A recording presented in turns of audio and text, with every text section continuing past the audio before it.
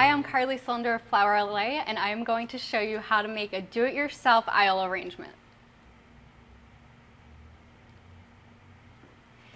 You're going to want to take a cylinder vase and then add water so that it's almost full.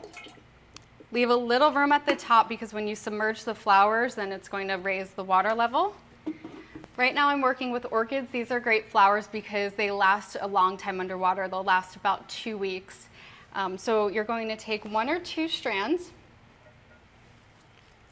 give them a fresh cut on the slant on the bottom so that they rehydrate, and then simply just insert them one at a time.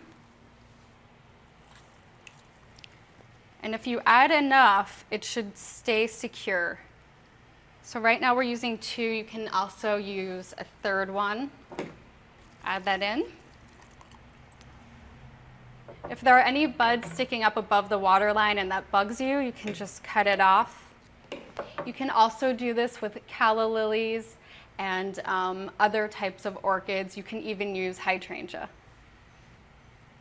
I am Carly Cylinder, and that is how you make an aisle arrangement.